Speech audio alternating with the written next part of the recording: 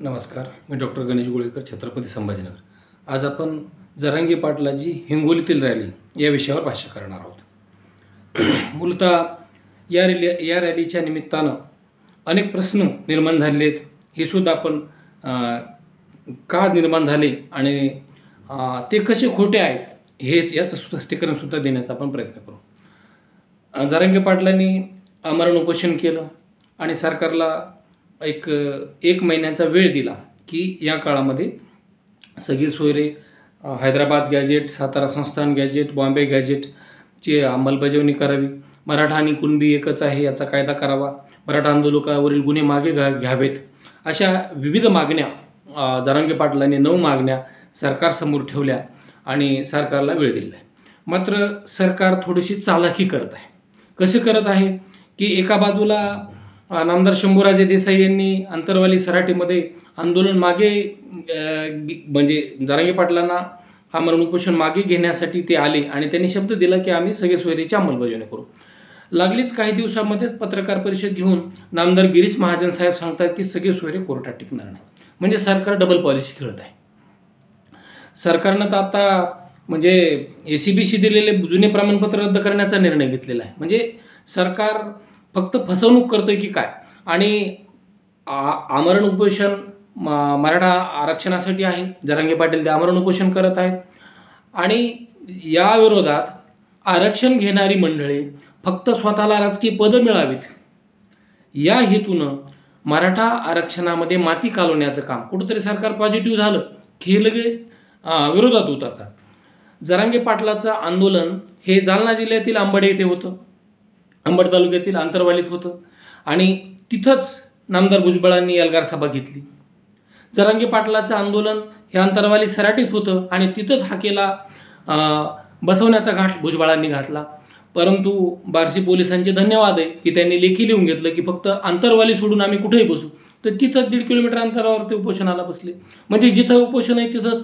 बरं, आता त्या उपोषणाला यांनाही काही समर्थक भेटायला येणार, त्यांनाही समर्थक भेटायला येणार, कोणाला गाडीचा धक्का लागला किंवा काही भावना विवश होऊन किंवा थोडंसं संवेदनशील होऊन घोषणा देतात, मग त्या घोषणेचा दुसऱ्याला राग येणार, म्हणजे काहीतरी दंगल घडावी असा प्रकार या ठिकाणी काहींनी जाणून बुजून केल्याचा प्रयत्न दिसून येतो। काहींनी तर असं म्हटलं की जरांगे पाटलाच्या एकट्यामुळं राज्यात जातीवाद पसरलेला आहे। कसा जातीवाद पसरलो?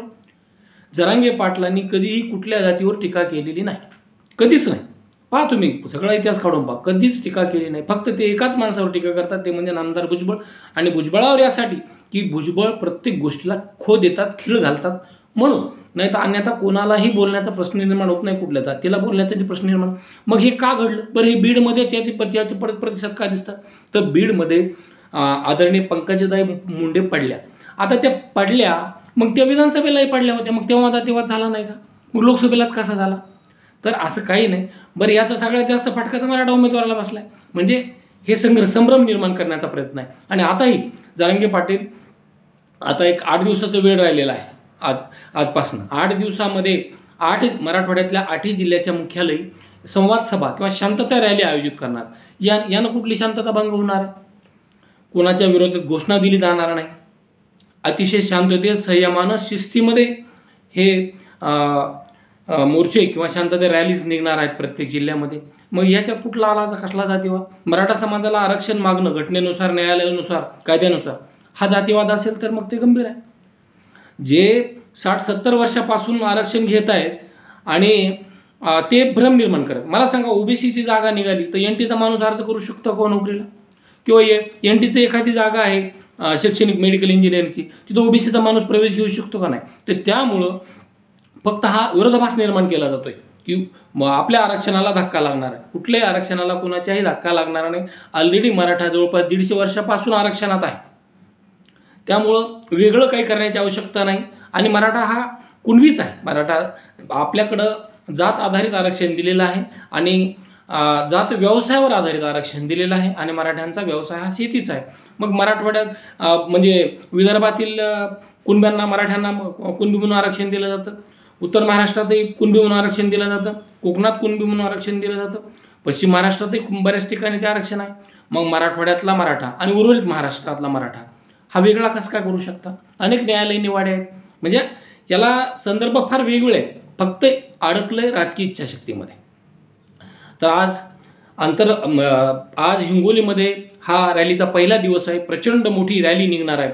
तरीसुद्धा काही मराठा बांधव हे पैठणच्या पंढरपूरच्या यात्रेला गेलेले आहेत, तर काही शेतीच्या कामात गुंतलेले आहेत. त्यामुळं संख्या निश्चित कमी असणार आहे, परंतु जी आहे ती भयानक तीव्रता त्यामध्ये असणार आहे, अतिशय संवेदनशीलता त्यामध्ये असणार आहे. आणि माता भगिनी, महिला, त्याचबरोबर वृद्धसुद्धा यामध्ये सहभागी मोठ्या प्रमाणावर आहेत. तरुणांची संख्या तर लक्षणीय असणार आहे. आणि हा शांततेचा मार्च आहे. त्यामध्ये एक जवळपास 2000 स्वयंसेवक नियुक्त करण्यात आलेले आहेत.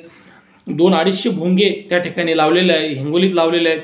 सगळं हिंगोली शहर भगवे ध्वज त्या ठिकाणी लावलेले आहेत. आणि अशा प्रकारचं वातावरण तयार झालेलं आहे.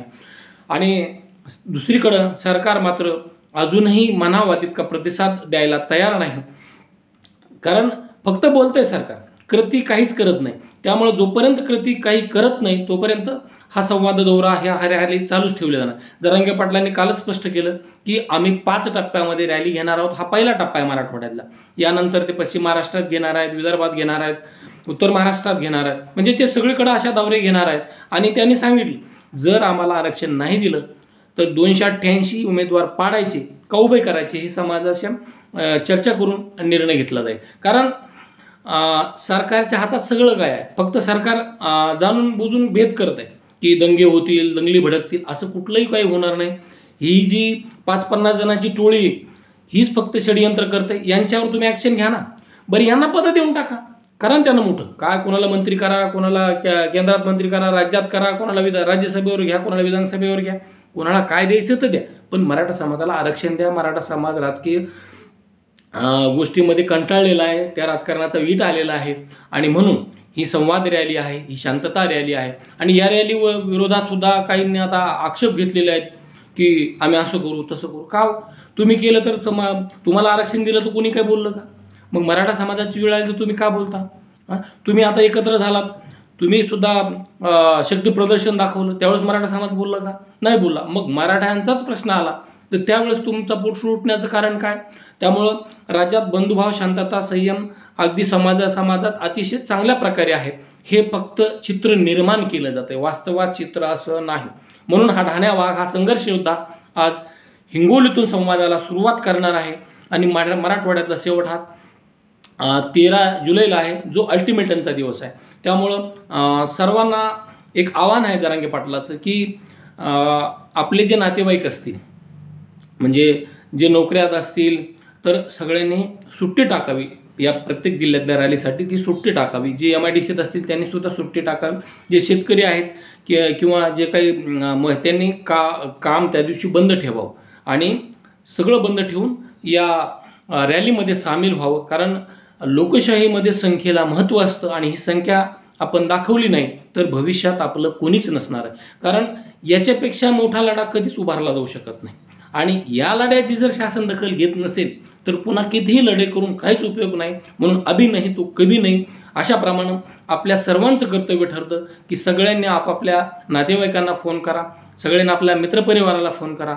आणि या ज्या 8 रॅल्या आहेत 8 जिल्ह्यामध्ये, तर या 8च्या 8 यशस्वी करा. आणि आजची या हिंगोलीची रॅली ही प्रचंड अशी असणार आहे. एक शांतता, संयम आणि शिस्त त्यात दिसणार आहे.